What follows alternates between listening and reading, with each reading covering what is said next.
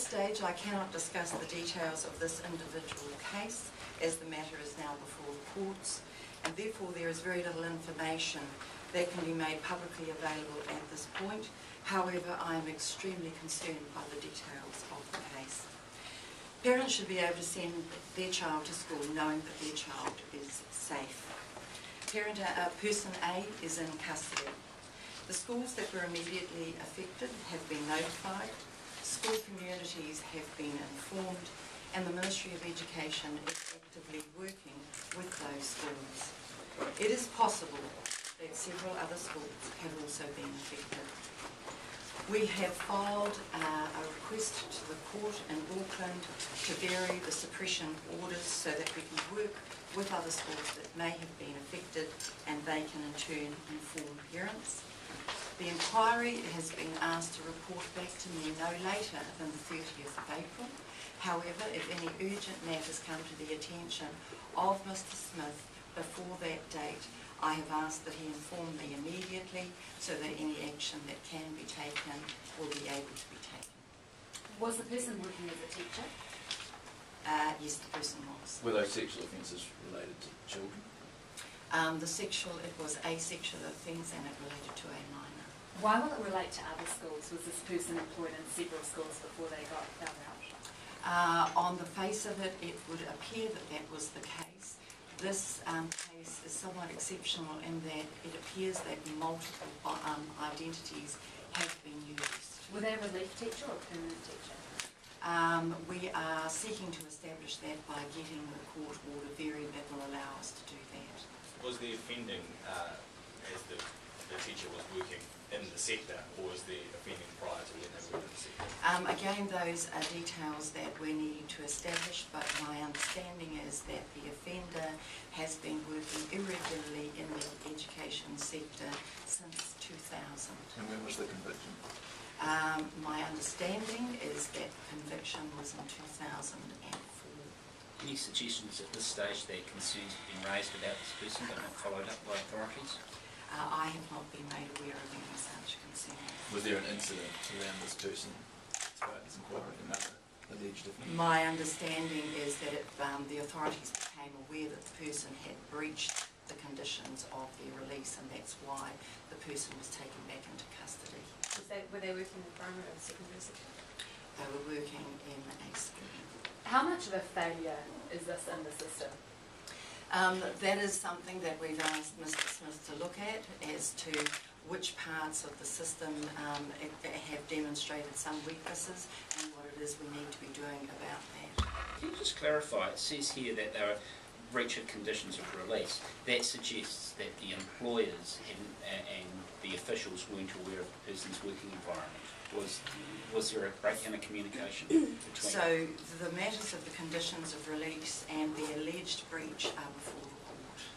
So just what I want to flesh out was information that should have been communicated to authorities and to schools, not communicated. Those are details that are before the court. What sort of checks would a person usually go through to hold this sort of position? So the registration process to become a teacher is something that is carried out by the Teachers' Council. A person applies to be registered. The Teachers' Council checks their qualification, the institution from which they graduated. A voluntary vetting is undertaken by police for that individual and with that individual's knowledge and consent, at which point, having met the criteria, that person is then registered. So was it the school that identified them as a sex offender, or was it the corrections department? My understanding is that the school became aware that this person had multiple identities, and when reporting that to the authorities then identified the individual and identified that there had been an alleged breach of their conditions. There has been an issue in the past with police vetting being backed up, Teachers' Council being unable to get police vetting done in a timely fashion because of the sheer volume of vetting requests that are going to the police. Could that have been an issue in this case? I mean, I believe that Teachers' Council raised that as a possibility. As has already been indicated, it is clear that there have been weaknesses in the system at different points, and it is those issues that this inquiry will delve into. So is this person using another teacher's identity in order to gain employment and get around the police checking? It is clear to us that this person has used multiple identities on multiple occasions. Where were the schools? Those matters are covered by the court order. Were they all in one region though?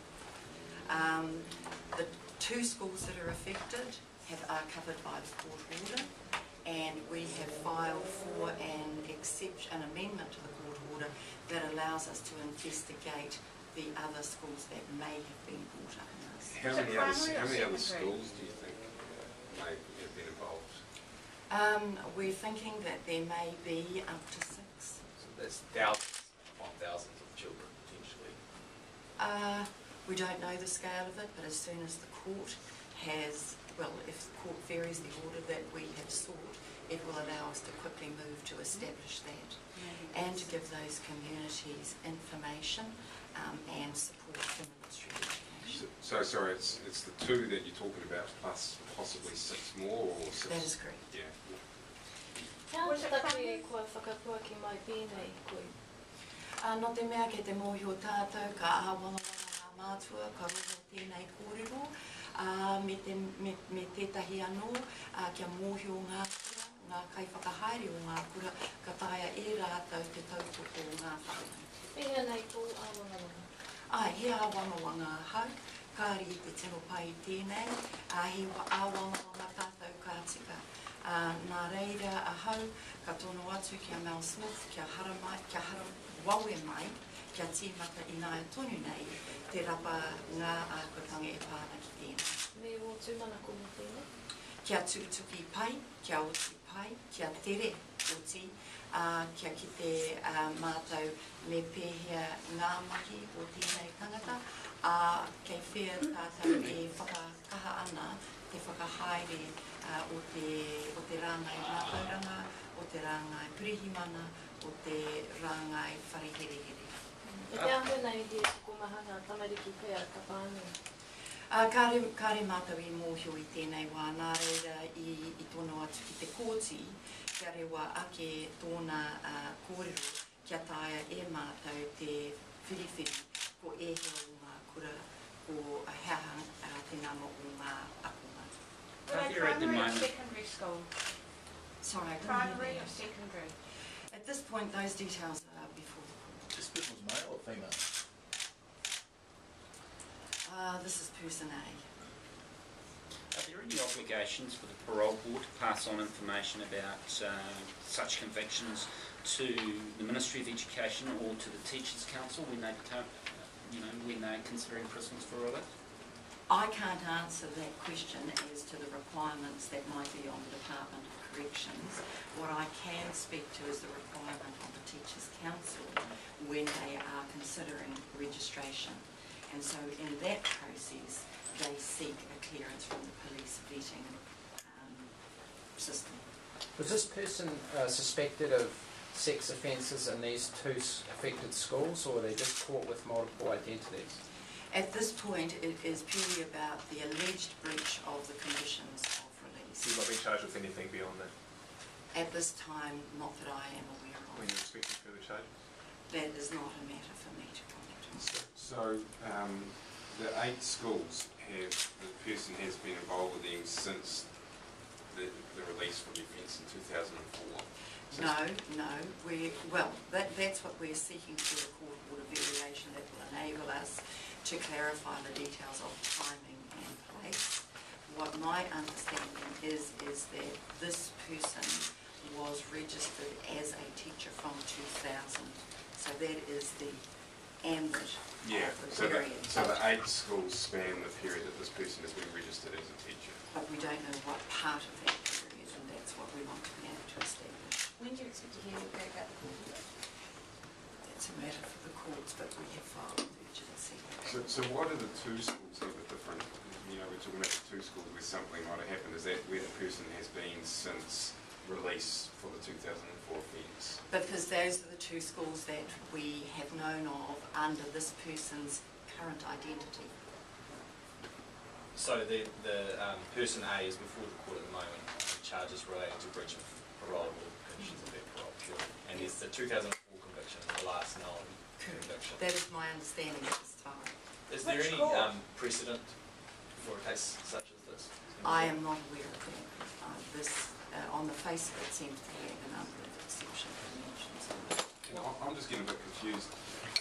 The 2004 conviction, was that for an offence in a school while this person was working as Those are details that we're still investigating through the joint agency team that has been put together, because this is complicated by the fact that multiple identities have been used at different times in different places. So we're trying to establish whether we still are talking about the same person and their movements over time.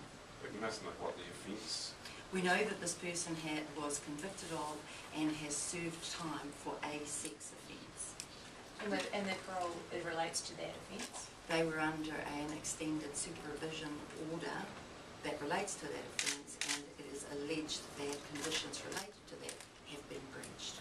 What confidence do you have at the moment in the checks and balances and safety mechanisms in the system?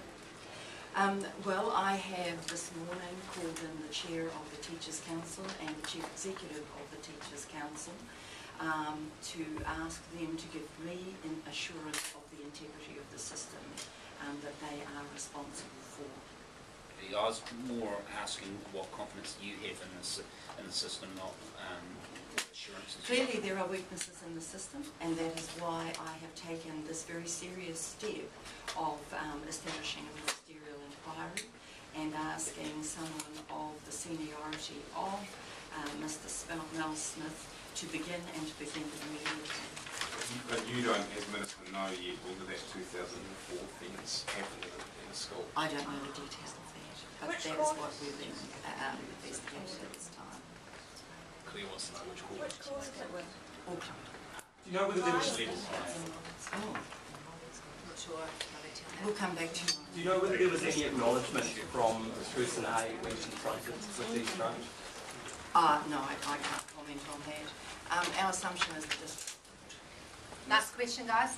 Can I ask a question of Mr. Smith about the detail you expect to go into in this inquiry? I mean, you don't have a lot of time, so you've got staff going to review that sort of thing. Can you just give us a rundown of what you're going to do? Well, I'll be working primarily with it because I'll be away for 3 weeks at this time. The Minister, after discussion with me, has arranged for another person to assist me. And I'll be working to the terms of reference that I think you have a copy of, which includes the catch-all one at the beginning. So the matter has come to my attention, and my experience tells me that when you conduct something like this, something inevitably occurs the terms of reference hadn't foreseen. And I can assure you that Mr. Smith will have every level of support that he requires to do this thoroughly and with urgency. So these were Auckland schools? That's what I was saying. That you heard in Auckland? There are 2 schools concerned that have already been captured by the court order, so I can't speak to those details. Can you confirm, is it a kurikata? I can't confirm that until the court gives us a variation. These matters are before the court. Thanks, guys. Thank you.